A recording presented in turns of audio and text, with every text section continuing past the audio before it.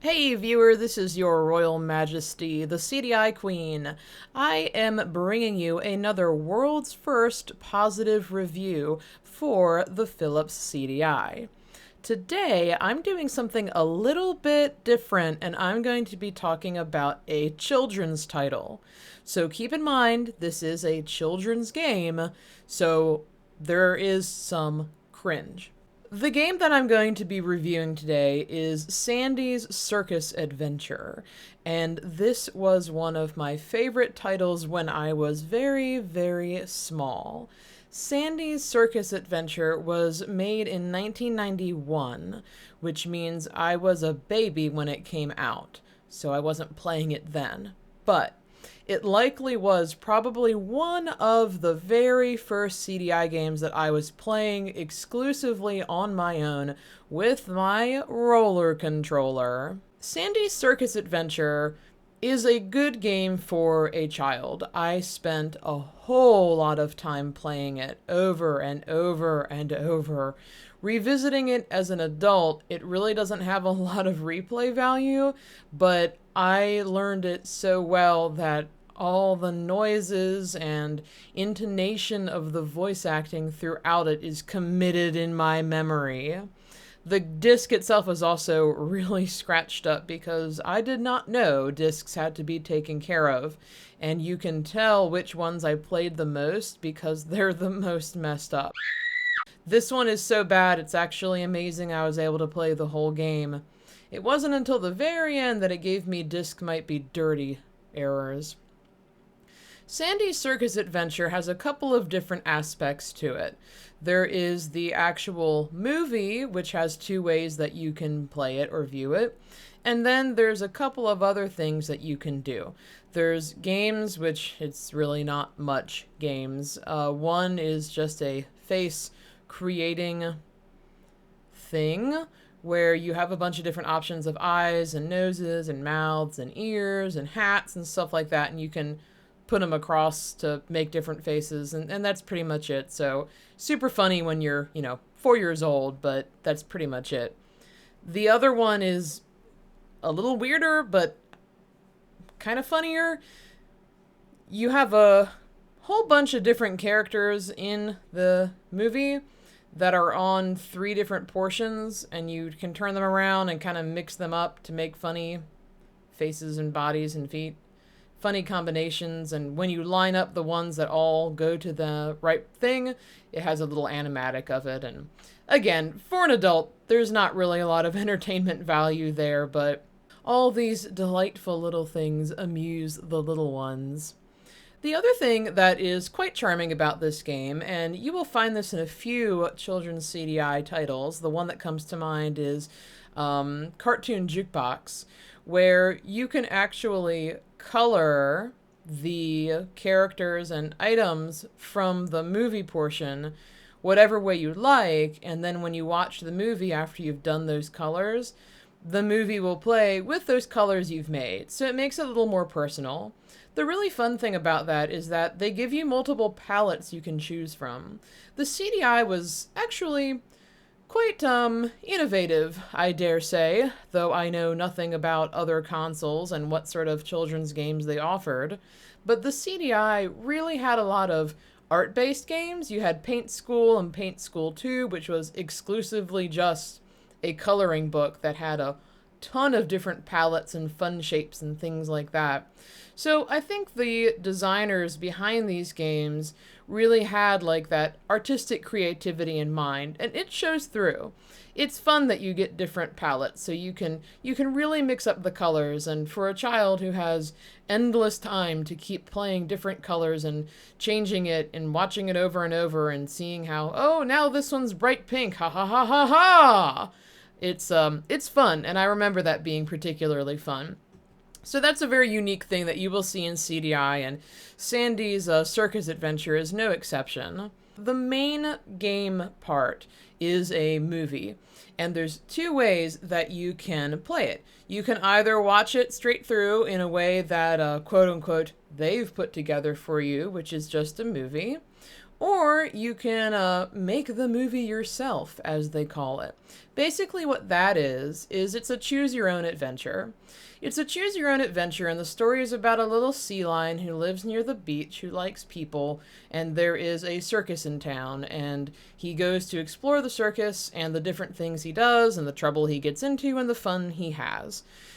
Each little segment has a little movie. You can click on it, it'll give you an option. Does he want to go to the animals or does he want to go to the clowns? So you click on the clowns and then it goes a little further, and then there'll usually be another option. Does he want to go here? Does he want to go there? He didn't know what to do. And you guide him through those. Since they have multiple options, you don't necessarily have to play the whole thing through again, because evidently most of these plots will end with him getting spit back out in the ocean, and then the day starts over again, and it's the same thing.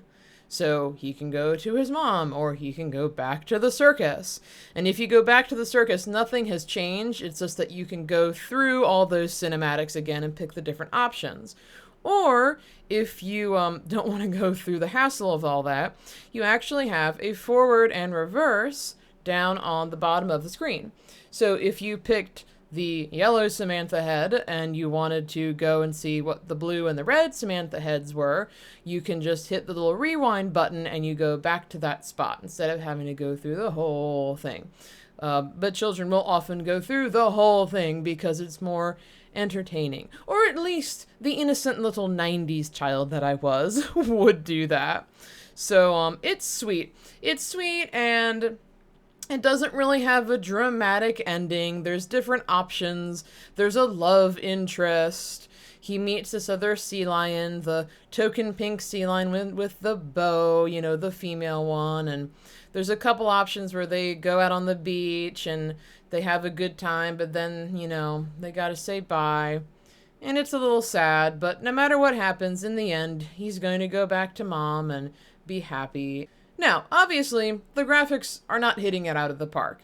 This sort of MS Paint looking animation that, it's probably a step below the CDI Zeldas, but it's a kid's game. This isn't a serious thing.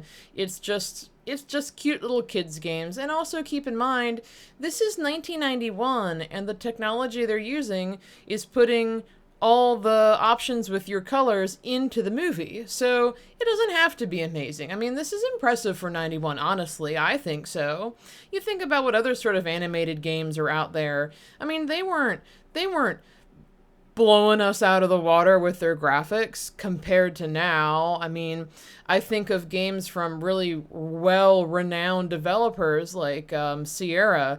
I had Torrens Passage, which was a very favorite game of mine, and that animation wasn't, great, but it doesn't matter.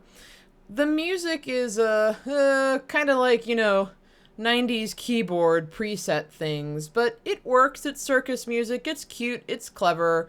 There is a romance theme to Sandy and Samantha's love, and it is a very well written and very provocative piece. I have to say, when I replayed this as an adult, the one cutscene where Samantha and Sandy have to say bye, oh, this is so sad. It made me cry. And later that night, Sandy told Samantha that he missed his home on the rocks. But she belonged to the circus. It was the only home she'd ever known.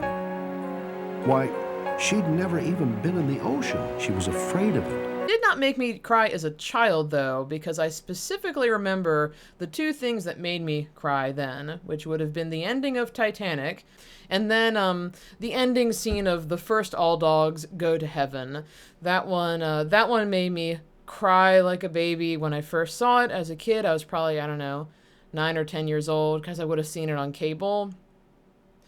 And it still makes me cry like a baby just thinking about it. So we're moving on. I think that Sandy's Circus Adventure might be responsible for why I have such a love of, like, tearjerkers, romances that break off, things like that, because this stands out in my mind as a very early example of going, oh, Oh, because in my memory it was like way more emotional and dramatic than it was. And it is emotional and dramatic, to be fair. It really is, but in my head, my little child brain made it more than it was. So I think it really stuck with me. And I like that kind of music that theme is. It reminded me of level 6 in Tetris, which also was one of my favorite songs when I was a wee little child tapping on my roller controller.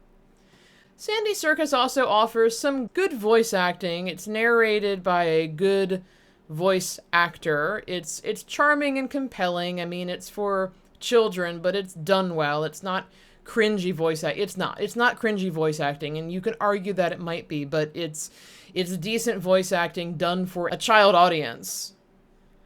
And it's pulled off very well. I think it's very good. So, as far as children's games and children's titles go, Sandy's Circus Adventure is one of the best on CDI, if you ask me. I have seen things on the internet recently that are for children, and this game is infinitely better. So I don't recommend playing it just because, like, yeah, there's no gratification in playing it as an adult. But you can grab a playthrough on YouTube and just watch it if you want to see, if you really care. Like, there's 20 minutes you're not going to get back of your life. Like, this is specifically made for children. It's not like these cartoons from the 90s where they were for kids but were filled with humor to keep adults entertained. This is not it. This game is an innocent, wholesome, creative game specifically for children. So if you have a roller controller and a CDI and like a kid under 5, have at it. Totally worth it. Other than that, yeah, it's just a kid's game. But hey, I liked it back then, so go have fun.